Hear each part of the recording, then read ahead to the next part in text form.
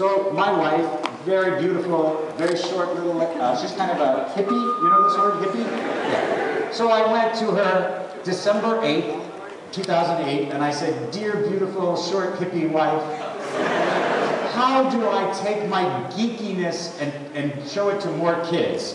And she looked at me and she said, "Weird looking old husband, how do I know?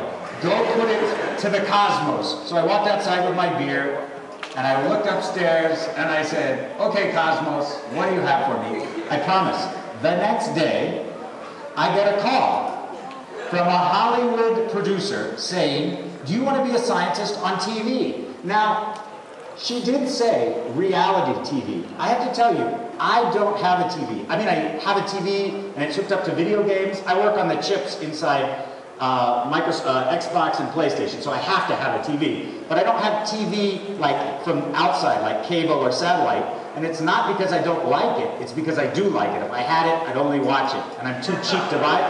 So I had never seen Survivor. I had never seen whatever you have. You have like Big Brother or Jersey Shore. You must have bad. So you know, I said, okay, why not? I got a call about a week later and they said, "Can you come out to Hollywood and do this interview?" And I said, okay, I could do that. So I got on an airplane with my IBM clothes on. Wait. I got in the interview. I got off the airplane and they told me where I was supposed to go. I got here, this guy came up, he shook my hand, and then he put a blindfold on me. And I went, "What?" So they drove us to a place. In a long, complicated story, they made us take all of these tests, take things apart, put things together. There were about 20 of us that they had selected down from a group of 1,000 people, and I can only imagine what those other 1,980 people were. They must have been really bad because they narrowed it down to 20 of us.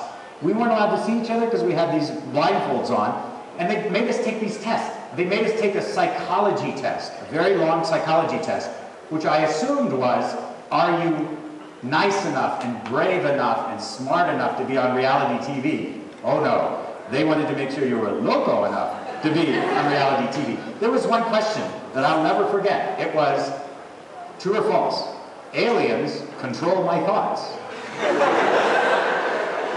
Well, it's a trick question, because if aliens controlled your thoughts, they would say no, wouldn't they? So I was like, anyway,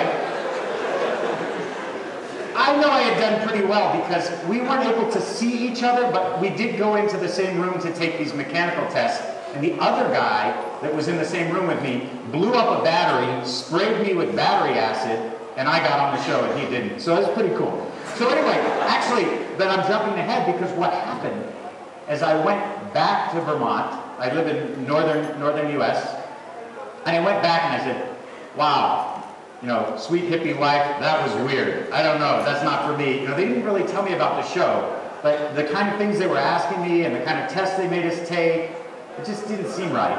But, so I didn't hear anything. Didn't hear anything. This was early January. So I figured, oh, well, that was fun. What a great story. Okay.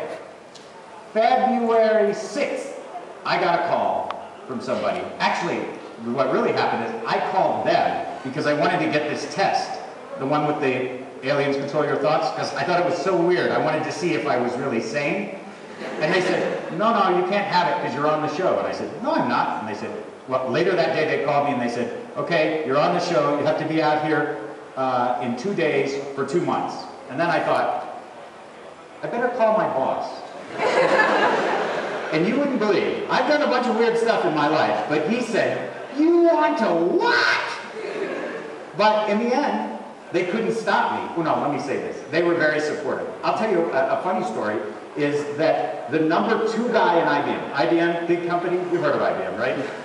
Very big company, 400,000 people.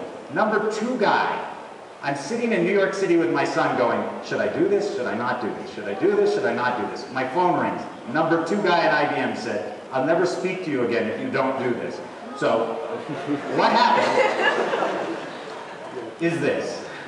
So the basic idea, we went out there, I got the blessings from my hippie wife, I got the okay from my boss, and my kids were like, yeah! I had no idea what to do. So the basic scenario is we went out there, they locked us in our rooms for 6 days, gave us lots of shots. I said, why do I need a tetanus shot? Oh, I'll tell you.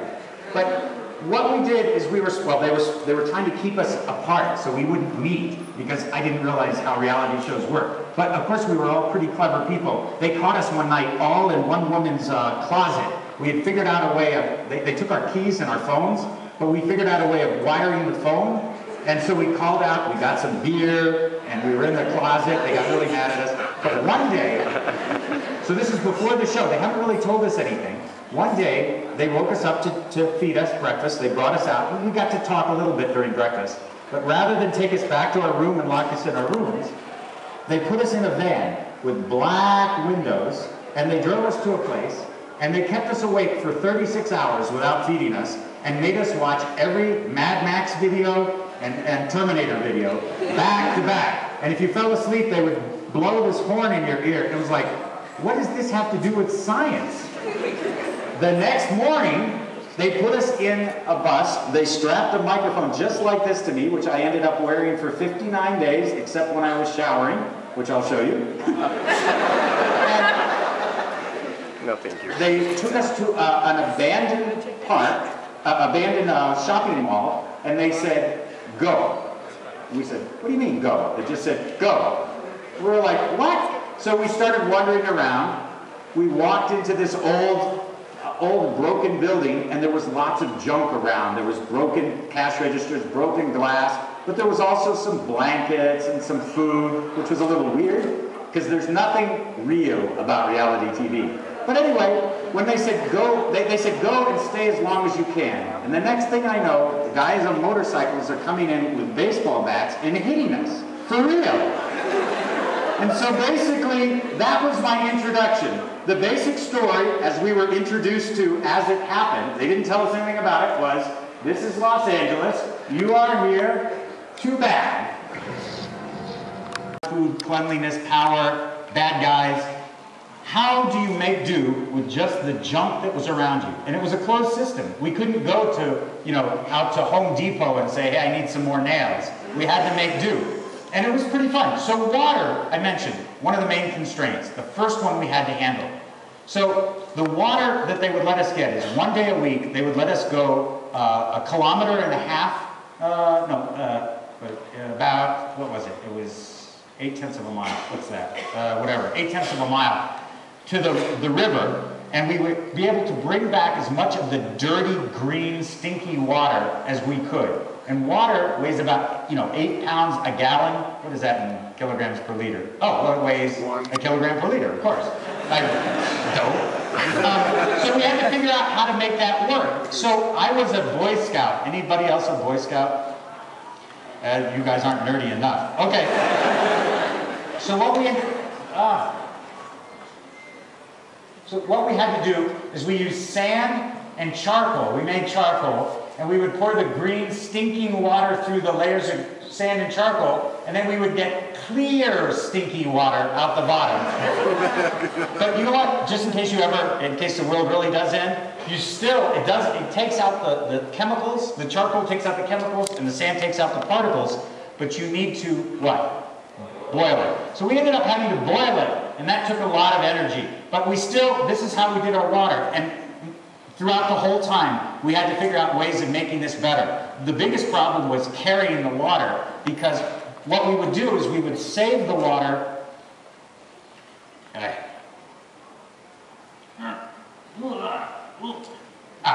We had a septic tank. We would save the water. Those big cans were up here. We had to carry the water up. And whenever the water got down to about 80 liters, we had to go into rationing. And that was no fun. That meant you couldn't really cook, you couldn't clean. But we basically had to last about a week from this much water. And it took about a day, a whole entire day, to fetch the water, bring it back, purify it, and boil it. We boiled it every day. We would boil it in those pans. And that took a lot of energy because we didn't have much fuel. So that was really a drag. We ended up having to work on that.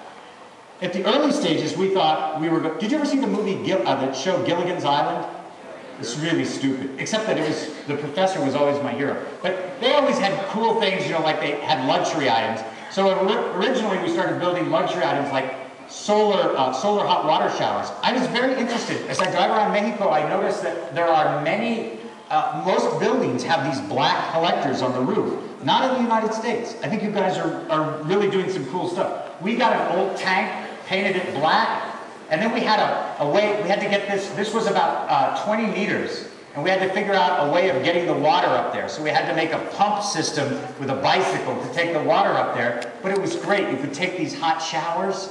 It was wonderful, except it was so much work to get it out there. And one night, one of the bad guys, happened to be a bad girl, came in and drained all this water. And one of our girls got so mad, she started beating her up. The actor that was the bad lady wouldn't come to the party at the end because she was afraid of Allison. But we even had to gather, this was about sustainability, we had to gather the water at the end of the shower, and this was used to flush the toilets when we could, which wasn't very often. So, but it was nice. What we ended up doing is taking showers in there with an insect sprayer with water every week or so. It wasn't pretty. But one of my favorite inventions, we needed to create power. So we had car batteries, or a bunch of dead cars. So we could get car batteries, but we had no way of charging the batteries. So what we started to do, we did something called wood gas. When I was an exchange student, when I was a junior in college, I went to Austria. And my landlady's parents, in another language, after too much schnapps, told me that they had made their cars run on wood in the Second World War. They would do this. They would take fresh wood scraps, they would put them in a container, they'd build a fire under the wood, and it would do what's called destructive distillation. It would make this vapor come out, and they could run their cars. So I was trying to think back 30 years, 4 glasses of schnapps, and 2 languages, and this is what we came up with. Hopefully this will play. Oh, this is what we did. Michael came up with this, is we took the alternator out of a car, the generator, and we had an old gasoline motor that we got out of a lawnmower thing, but we didn't have much gasoline. We only had a liter of gasoline, so we couldn't use that for gas. So this is what happened. You can run the generator with your gasoline. Volume? You scavenge, siphon. Can you guys turn the volume up? But I've got to imagine that that's getting less and less. Can I get a computer? We run a lot in it, man. With an inventory of less than 5 gallons of gas, John C. thinks of another option. We have tons of pallets. John's idea is called a wood gasifier. A wood gasifier consists of 2 containers, each filled with wood scraps. The wood in the first container is used to build a fire. The fire heats the wood in the second container, releasing a flammable vapor made of hydrogen, carbon monoxide, and methane, known as wood gas. And I actually looked this up a long time ago, but I've never actually built one. The idea is great. I like it. Now, what was cool about the show is if something didn't work, sit down and they would do show that it didn't work. Just really using your mind to figure out the problem. If it's successfully producing wood gas, the engineers will be able to light the vapor coming out of the nozzle. This turned out to be mostly steam.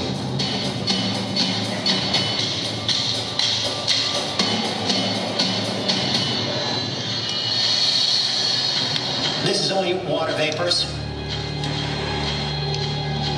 Only water vapors. Vladimir has an idea on how to achieve the heat they need. This, that's inside here. Okay. So we had to The get it gas closer fired to the fuel fire. container needs to reach 451 degrees We made that to up. start producing wood gas. One way to increase the temperature would be to place the wood container directly inside the drum. So this is our little test setup. You can see that on can. This is just a little one.